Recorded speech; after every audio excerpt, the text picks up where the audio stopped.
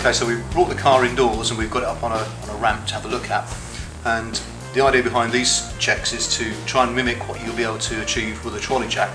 Obviously you might want to use axle stands if you're going to get them underneath the car, but what we're looking for here is the structural integrity of the underneath of the car as much as we can see. Now, on a car such as the MGV, which doesn't have a separate chassis, we have these chassis rails on the inside. So we're looking to check these for any corrosion, any signs of any accident damage perhaps, or where a trolley jack has been misplaced, or even an axle stand perhaps in the past. So nothing too nothing too bad here. You can see one there, but it's not pierced the metal in any way, so that's okay.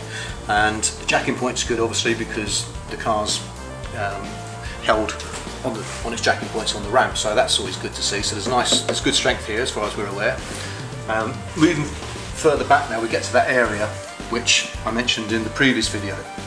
Now you can see here how the profile of this rear wing suddenly comes away at the bottom where it meets the sill. Now that should obviously be nice and flush, that's what we're looking for.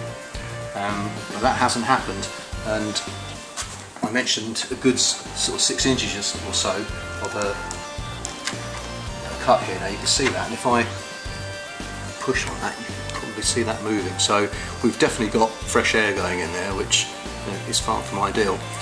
Now, having seen that, I want to know, is it confined to just this outer panel, or does it affect what's inside? So again, with the torch in underneath, I'm checking in here, seeing if there's any signs of it having rotted all the way through.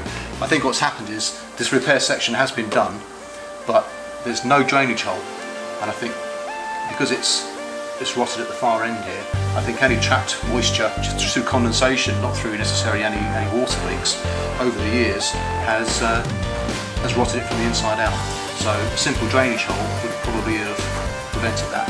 So another good tip for you if you're doing this type of repair. So okay, so we've discovered now that it definitely needs a repair in this area. That could be a bigger repair than suggested here, i.e. the strengthening in the middle can be gone as well.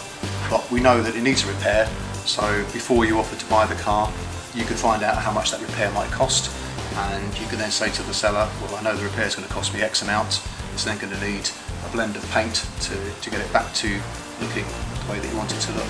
So we've got a much better picture, and you're in a far better position now to judge the car, again, on the strength of its bodywork, which, let's face it, is going to be the most expensive item to correct, to get the whole overall look of the car to be as good as you would want it to be.